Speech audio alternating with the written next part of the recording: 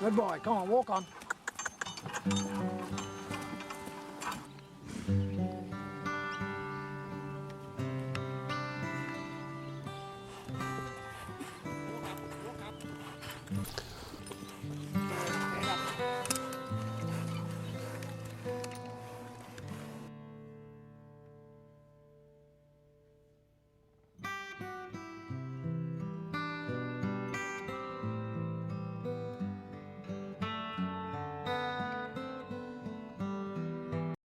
It's been said that Australia was made from the sheep's back, and it's very true, but it would never have come to fruition if it weren't for these guys. In my opinion, Australia was pulled into existence by the strength and tenacity of these guys, the Australian Draught Horse.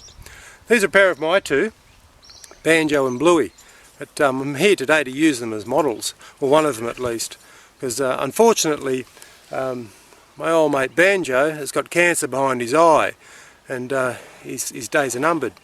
But he's been a great model for me over 15 years, and this will be the last opportunity I'll get to be able to use him. So I'm here today and I'm going to sculpt him and pay my last respects.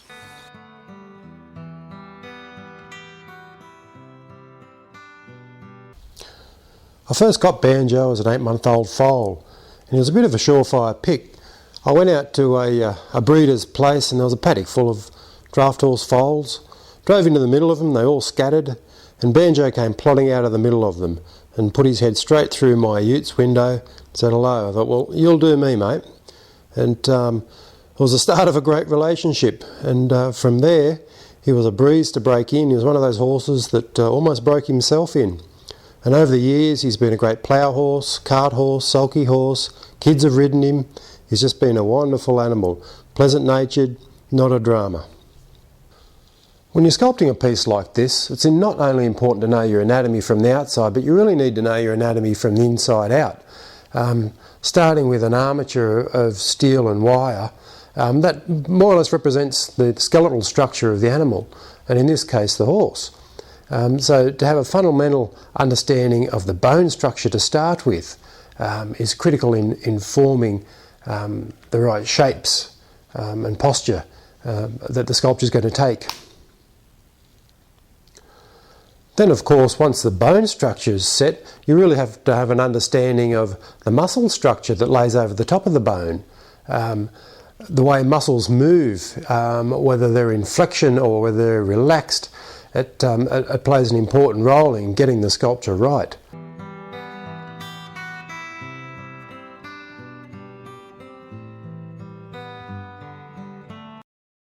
These are an animal that were purpose-built for one reason only, and that was to work.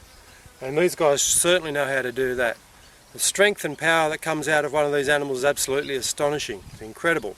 And anybody who hasn't worked behind one really doesn't appreciate just how big and strong they are. And in saying that, they're some of the most gentlest creatures on the planet.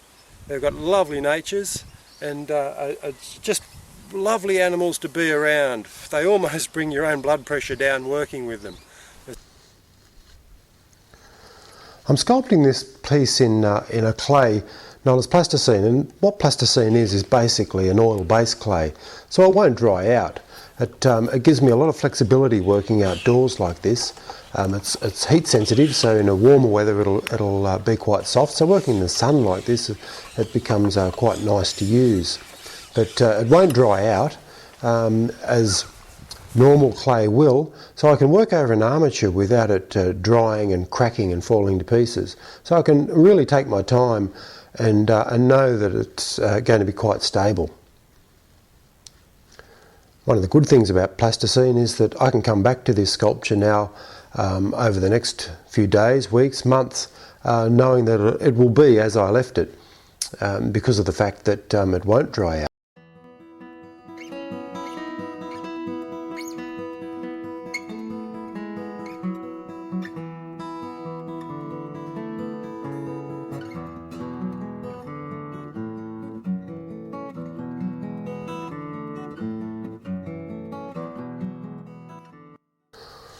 Although I've got the opportunity to come back to this over the next few days and weeks, I prefer not to.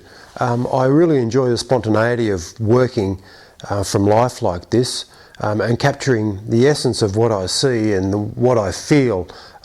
First off, I tend to not want to try and come back to things too much because you tend to lose the momentum and lose the feeling of the day when you go back to the studio and work from memory. You tend to lose that initial spontaneity that was there when you first saw the subject, appreciated the subject, had it there in front of you, and wanted to work from that.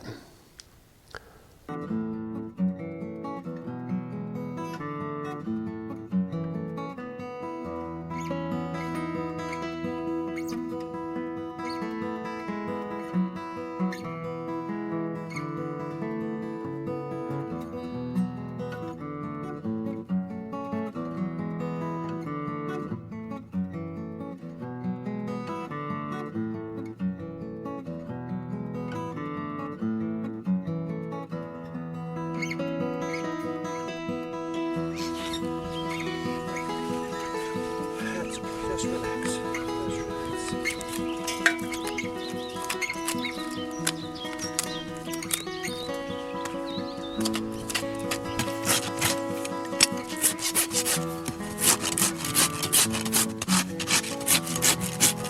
Part of owning an animal, it also means a lot of care.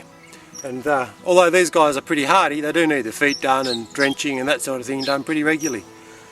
But being involved with your animals like this gives you a fairly good understanding of the anatomy of the animal, which is very important for any type of artwork to be produced.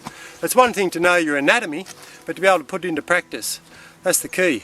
And on top of that, be able to give what you know in the form of anatomy some personality. And that's the personality of the animal. And to do that, you've got to know the animal. It doesn't matter whether it's a horse, a cow, a sheep or a dog. You don't know your anatomy, you don't know the animal's personality, you're not going to achieve that nice capture. It's a thing that really annoys me in art.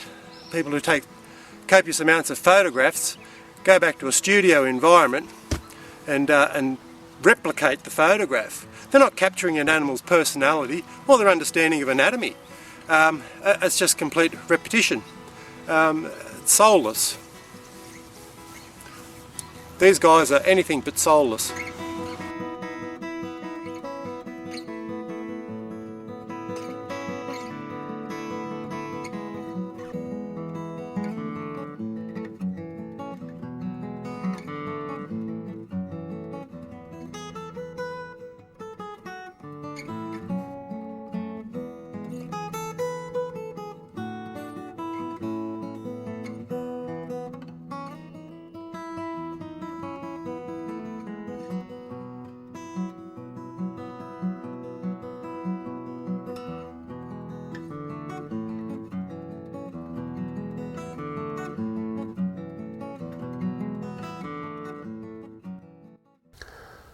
It's nice to be able to use clay because it is so tactile. When I'm painting, I have a brush in between me and the medium being the paint. When I'm sculpting, I do 99% of my work with just my hands, no tool. And I really enjoy that because I'm then in contact with the medium itself. It's almost the equivalent of finger painting if I was to paint. So it's a really enjoyable aspect of sculpting for me, let alone the opportunity to work in 3 dimensions, to be able to work from top to bottom, from side to side, to get every angle right. It's a whole different facet of art. Whereas painting is just 2-dimensional, you're thinking on an expanded level when you're sculpting because you're constantly thinking of what will look like slightly twisted, slightly moved, and what will look like from the other side, getting all those angles right. Whereas with painting, we're only concerned with what we're seeing directly in front of us, not what's behind it or around it or under it.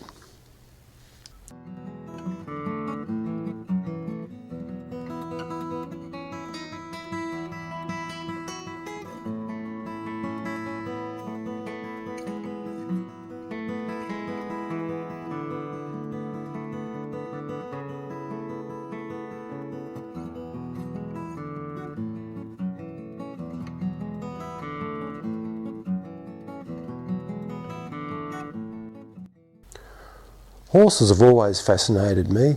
Even as a kid, I remember sitting in paddocks and just watching horses under direct sunlight and seeing the shadows cast by muscles and watching them walk and move and run. Muscles at work, and they're just an absolutely splendidly put together animal. Perfect proportions, built for work and speed and all the rest of it. Always had a fascination, always had a love for the animal.